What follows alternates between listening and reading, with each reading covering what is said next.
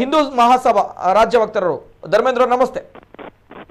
ನಮಸ್ತೆ ಸರ್. ನಮಸ್ತೆ ಧರ್ಮೇಂದ್ರ. ನಾನು ರೈಮುಚ್ಚಿಲ್ ಅವರಿಗೆ ನಮಸ್ತೆ ಹೇಳ್ತಾ ಇದ್ದೇನೆ. ನನ್ನ ಹಳೆಯ ಸ್ನೇಹಿತ ನಮಸ್ತೆ. ಓಕೆ ನಮಸ್ತೆ ಸರ್, ಮಾತಾಡಿ ಸರ್. ತಮ್ಮ ವಾಯ್ಸ್ ಸ್ವಲ್ಪ ಜೋರಾಗಿ ಕೇಳಿದ್ರು, ತಮ್ಮ ಕೇಳ್ತಾ ಇಲ್ಲ ಏನು ವಾಯ್ಸ್. ನನ್ನ ವಾಯ್ಸ್ ಕೇಳ್ತಾ ಇದೆಯಾ? ಈಗ ಸ್ವಲ್ಪ ಕ್ಲಿಯರ್. ಓಕೆ ಎಸ್ ಸರ್, ಮಾತಾಡಿ ಸರ್. ಸರ್ ರೈಮುಚ್ಚಿಲ್ ಅವರಿಗೆ ಸರ್ ನಮಸ್ತೆ. ನಮಸ್ತೆ ನಮಸ್ತೆ ಧರ್ಮೇಂದ್ರ ಅವರಿಗೆ. ಸರ್ ಏನ್ ಗೊತ್ತಾ, ಈಗ ನಾವು ಕಳೆದ 1 ವರ್ಷದಿಂದ ಹೊಡಿತಾ ಇದ್ದೇವೆ SDPI ಬಗ್ಗೆ.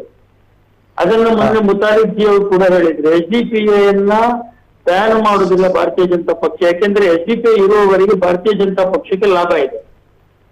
ಇದು ಆದ್ರಿಂದ ಬ್ಯಾನ್ ಅನ್ನು ಖಂಡಿತ ಮಾಡೋಣ ಅಂತ ನಾನು ಹೇಳ್ತೇನೆ. ತಮ್ಮ ಅಭಿಪ್ರಾಯ ಏನ್ ಸರ್? ಅಲ್ಲ, ಬ್ಯಾನ್ ಮಾಡುವ ದಿಸೆಯಲ್ಲಿ ಭಾರತೀಯ ಜನತಾ ಪಾರ್ಟಿ ಪ್ರಮುಖವಾದ ಹೆಜ್ಜೆಯನ್ನು ಇಡ್ತಾ ಇದೆ ಮತ್ತು ಹೆಚ್ಚಿನ ಕೆಲಸಗಳನ್ನು ಭಾರತೀಯ ಜನತಾ ಪಾರ್ಟಿ ಮಾಡ್ತಾ ಇದೆ. ಅದು ಬ್ಯಾನ್ ಆಗಲೇಬೇಕನ್ನತಕ್ಕಂತ ಒಂದು ನಿರ್ಧಾರಕ್ಕೆ ಭಾರತೀಯ ಜನತಾ ಪಾರ್ಟಿ ಬಂದಿದೆ. ಎಲ್ಲ ಏನು ದಾಖಲೆಗಳನ್ನ ಸಂಗ್ರಹಿಸ್ತಾ ಇದೆ. ಸಂದರ್ಭಗಳು ಬಂದಾಗ ಖಂಡಿತವಾಗಿ ಬ್ಯಾನ್ ಮಾಡ್ತಾರೆ. ಸರ್ ನೀವು ಆವಾಗ ಮಾತಾಡುವಾಗ ಹೇಳಿದ್ದೀರಿ ದಾಖಲೆಗಳ ಕೊರತೆ ಅಂತ ಹೇಳಿ. ಈಗಾಗಲೇ ನಮ್ಮ ಆಂಕರ್ನವರು ದಾಖಲೆಗಳ ಜೊತೆಲಿ ಹೇಳಿದ್ದಾರೆ. ಮತ್ತೆ ನನಗೆ ತಿಳಿದ ಮಟ್ಟಿನಲ್ಲಿ ದಾಖಲೆಗಳು ನಿಮ್ಮ ಅವಧಿಯಲ್ಲಿ ಆಗಬೇಕಂತ ಏನಿಲ್ಲ. ಹಿಂದಿನ ಸರ್ಕಾರದ ಅವಧಿಯಲ್ಲಿ ನಡೆದಿರುವ ಗಲಭೆಗಳ ದಾಖಲೆಗಳನ್ನು ಕೂಡ ಪೂರಕವಾಗಿ ತೆಗೆದುಕೊಂಡು ಅದನ್ನ ಮುಖಾಂತರ ನಿಷೇಧವನ್ನ ಮಾಡಬಹುದು ಎಂಬುದು ಸತ್ಯ. ಮತ್ತೆ ಆ ಎದೆಗಾರಿಕೆ ಭಾರತೀಯ ಜನತಾ ಪಕ್ಷಕ್ಕಿಲ್ಲ ಅಂತ ನಾನು ಹೇಳ್ತೇನೆ. ಮತ್ತೆ ಇವರು ಪದೇ ಪದೇ ಹೇಳ್ತಾರೆ ಹಿಂದುತ್ವದ ಪಕ್ಷ ಅಂತ. ನೀವು ಅದನ್ನು ಒಪ್ತೀರಾ? ಹಿಂದುತ್ವದ ಪಕ್ಷ ಆದ್ರೆ ನಮ್ಮ ರೈಮುಚ್ಚಿಲ್ನವರಿಗೆ ಅದ್ರೊಳಗೆ ಏನ್ ಕೆಲಸ ಇದೆ ಭಾರತೀಯ ಜನತಾ ಪಕ್ಷದಲ್ಲಿ? ಅಂದ್ರೆ ಅಲ್ಪಸಂಖ್ಯಾತ ಘಟಕಕ್ಕೆ ಏನಿದೆ? ಇದು ನನ್ನ ಭಾರತೀಯ ಜನತಾ ಪಕ್ಷ ಹಿಂದುತ್ವದ ಪಕ್ಷವಾ ಅಥವಾ ಜಾತ್ಯತೀತ ಪಕ್ಷವಾ? ಒಂದು ನಿಮಿಷ ನಿಮ್ಮ ಮಾತಿಗೆ ಬರ್ತೇನೆ. ಹಿಂದುತ್ವದ ಪಕ್ಷಕ್ಕೆ ನಾನೊಬ್ಬ ಮುಸಲ್ಮಾನ್ ಆಗಿ ನಾನು ಬೆಂಬಲ ಕೊಡ್ತಿದ್ದೇನೆ. ಯಾಕಂತ ಹೇಳಿದ್ರೆ ಹಿಂದುತ್ವದ ಪಕ್ಷ ಬಂದು ಮುಸಲ್ಮಾನರ ಉದ್ಧಾರ ಮಾಡಿದೆ.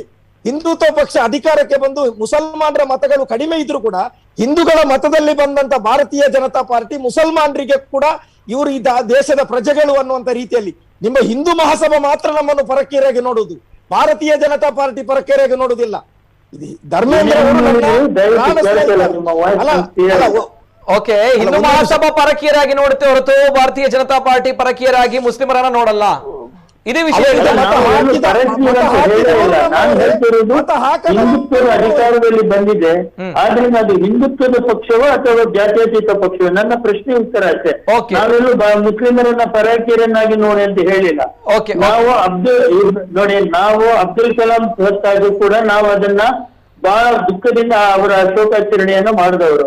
ನಾವು ಮೊನ್ನೆ ಇಬ್ರಾಹಿಂ ಸತ್ತಾರ್ ತೀರ್ಕೊಂಡಾಗ ಕೂಡ ನಾವು ಅವರ ಬಗ್ಗೆ ಶೋಕಾಚರಣೆಯನ್ನ ಮಾಡಿದವರು. ಸರಿ, ಆಗಿರುವಾಗ ನಾವು ಮುಸಲ್ಮಾನರನ್ನ ಪರಕೀಯರನ್ನಾಗಿ ನೋಡಲ್ಲ. ನನ್ನ ಪ್ರಶ್ನೆ ಇಷ್ಟೇ, ಭಾರತೀಯ ಜನತಾ ಪಕ್ಷ ಯಾವತ್ತೂ ಹಿಂದುತ್ವದ ಪಕ್ಷ ಹೇಳುತ್ತೆ, ಇದು ಹಿಂದುತ್ವದ ಪಕ್ಷ ಹೌದಾ ಅಲ್ವಾ ಅಥವಾ ಅದು ಜಾತ್ಯತೀತವಾ? ಹಿಂದುತ್ವದ ಪಕ್ಷ ಆಗಿದ್ರೆ ಏನ್ ಕೆಲಸ ಅಂತ ಇದು ಭಾರತೀಯ ಜನತಾ ಪಾರ್ಟಿ ಹಿಂದುತ್ವದ ಪಕ್ಷವೋ ಅಥವಾ ಜಾತ್ಯತೀತ ಪಕ್ಷವೋ ಅನ್ನುವಂಥದ್ದು. ಹಿಂದುತ್ವದ ಪಕ್ಷ ಆಗಿದ್ರೆ ಮುಸಲ್ಮಾನರಿಗೆ ಏನ್ ಕೆಲಸ ಅನ್ನುವಂಥದ್ದು, ಇದನ್ನ ಧರ್ಮೇಂದ್ರ ಪ್ರಧಾನ್ ಅವರು ಕೇಳ್ತಾ ಇರೋ ಪ್ರಶ್ನೆ. ಇದಕ್ಕೆ ನಾನೊಂದು ಉತ್ತರ ನಾನು ಹೇಳ್ತೇನೆ. ಏನಂತ ಹೇಳಿದ್ರೆ, ಈ ಮುಸಲ್ಮಾನರನ್ನು ಓಲೈಕೆ ಮಾಡುವುದು ಮತ್ತು ಏನು ಅವರನ್ನು ಇಂದ್ರ ಚಂದ್ರ ದೇವೇಂದ್ರ ಅಂತ ಹೊನ್ನ ಶೂಲಕ್ಕೆ ಏರಿಸುವುದು, ಇದೇ ಜಾತ್ಯತೀತ ಅಂತೇಳಿ ಭಾವಿಸಿದಂತ ತುಂಬಾ ವ್ಯಕ್ತಿಗಳಿದ್ದಾರೆ. ಅಂತಹ ಜಾತ್ಯತೀತ ಪಕ್ಷ ಭಾರತೀಯ ಜನತಾ ಪಾರ್ಟಿ ಅಲ್ಲ. ಸರ್ವೇ ಜನಾ ಸುಖಿನೋ ಭವಂತು ಅಲ್ಲಲ್ಲ, ಸರ್ವೇ ಜನಾ ಸುಖಿನೋ ಭವಂತು ಅನ್ನತಕ್ಕಂಥ ವಿಶ್ವಾಸ, ಸರ್ವರಿಗೆ ಸಮಬಾಳು ಅನ್ನತಕ್ಕಂಥ ವಿಶ್ವಾಸ ಇರತಕ್ಕಂತ ಒಂದು ಪಕ್ಷ. ಇದನ್ನು ಹಿಂದುತ್ವ ಪಕ್ಷ ಅಂತೇಳಿ ಯಾರಾದ್ರೂ ಹೇಳಿದ್ರೆ ಅಂತ ಹಿಂದುತ್ವ ಪಕ್ಷಕ್ಕೆ ಮುಸಲ್ಮಾನಾಗಿ ನಾನು ಬೆಂಬಲ ಸೂಚಿಸಿದ್ದೇನೆ. ಯಾಕಂತ ಹೇಳಿದ್ರೆ ಆ ಹಿಂದುತ್ವವಾದಿಗಳಿಂದ ಮುಸಲ್ಮಾನರ ಶೈಕ್ಷಣಿಕ ಅಭಿವೃದ್ಧಿ ಆಗುವುದಾದ್ರೆ, ಮುಸಲ್ಮಾನರ ಆರ್ಥಿಕ ಅಭಿವೃದ್ಧಿ ಆಗುವುದಾದ್ರೆ, ಕೋಮು ಗಲಭೆ ನಡೆಯದೆ ಸುಖ ಶಾಂತಿಯಿಂದ ಬದುಕುವ ವಾತಾವರಣ ಆಗುವುದಾದ್ರೆ, ಹೆಣ ಬೀಳದೆ ಇರುವಂತಹ ವಾತಾವರಣ ನಿರ್ಮಾಣ ಆಗುವುದಾದ್ರೆ ಹಿಂದುತ್ವವಾದಿ ಪಕ್ಷ ಆಗಿರ್ಬೋದು, ಹಿಂದುತ್ವವಾದಿ ಸರ್ಕಾರ ಆಗಿರ್ಬೋದು, ಅದಕ್ಕೆ ನಾನು ಪ್ರಥಮವಾಗಿ ನಾನು ಬೆಂಬಲಿಸ್ತೇನೆ. ನನ್ನಂತಹ 100 ಸಾವಿರಾರು ಮಂದಿ ಬೆಂಬಲಿಸ್ತೇವೆ. ಹೀಗಾಗಿ ಎಸ್ ರೈಮುಚ್ಚಿಲ್ ಅವರೇ, ಹಿಂದುತ್ವ ಪಕ್ಷ ಅಥವಾ ಜಾತ್ಯತೀತ ಪಕ್ಷ ಏನ್ ಹೇಳ್ತೀರಾ? ತಮ್ಮ ಸ್ಟ್ಯಾಂಡ್ ಎರಡರಲ್ಲಿ ಒಂದು ಟಕ್. ಎಸ್ ನಾನು ಹೇಳಿದ್ದೇನಲ್ಲ, ಜಾತ್ಯತೀತವಾದದ ಕಲ್ಪನೆ ಮೊದಲು ನಾವು ತಿಳ್ಕೊಳ್ಬೇಕು. ಮುಸ್ಲಿಮನ್ನು ಓಲೈಸುವುದೇ ಜಾತ್ಯತೀತ ಅಂತ ತಿಳ್ಕೊಂಡು ಆ ಕೆಲಸವನ್ನ ಭಾರತೀಯ ಜನತಾ ಪಾರ್ಟಿ ಮಾಡಿಲ್ಲ. Okay perfect okay yes Nitin G ಅವರು ಏನ್ ಹೇಳಿದಾರಂತ ನನ್ಗೆ ಸ್ಪಷ್ಟವಾಗಿ ಕೇಳ್ತಾ ಇಲ್ಲ ಅವರ ವಾಯ್ಸ್. ಒಂದು ಅದು ಮತ್ತೆ ನಾನು ಕೇಳ್ತೇನೆ.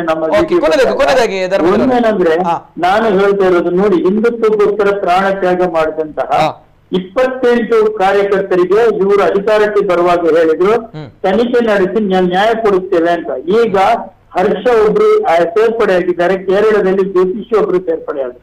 ಕೇರಳದ ವಿಚಾರವನ್ನ ಬದುಕಿದ್ರೆ ಈಗ ನಾವು ಹರ್ಷ ಸೇರ್ಪಡೆ ಆದ್ರೆ ಈಗ 29 ಆಯ್ತು.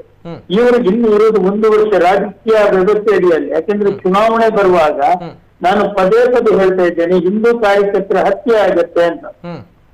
ಇದೊಂದು ಹತ್ಯೆ ಆಗಿದೆ, ಇನ್ನು ಎಷ್ಟು ಆಗಬೇಕಾಗಿದೆ ನನಗೆ ಗೊತ್ತಿಲ್ಲ. ಆದ್ರೆ ನಾನು ಹೇಳ್ತಾ ಇರೋದು, ಈ ಮೊದಲು ಆಗಿರುವ ಹತ್ಯೆಗಳ ಬಗ್ಗೆ ತನಿಖೆ ನಡೆಸಿಲ್ಲ ಇವರು. ಮತ್ತೆ ಹೇಳ್ತಾ ಇದ್ದಾರೆ ತನಿಖೆ ನಡೆಸ್ತೀನಿ, ಇದು ಯಾಕೆ ನಡೆದಿಲ್ಲ? ಇದು ಯಾಕಂದ್ರೆ ಇದು ಯಾವ ಕಾರಣಕ್ಕೋಸ್ಕರ ಅದನ್ನ ತಡೆದಿದ್ದಾರೆ, ಇದ್ರ ಹಿಂದಿರುವ ರಾಷ್ಟ್ರೀಯಗಳೇನು, ಇದು ಜನರಿಗೆ ಗೊತ್ತಾದ್ರೆ ಒಳ್ಳೇದು ಅಂತ ನನ್ನ. Okay sir, thank you Dharmendra. Okay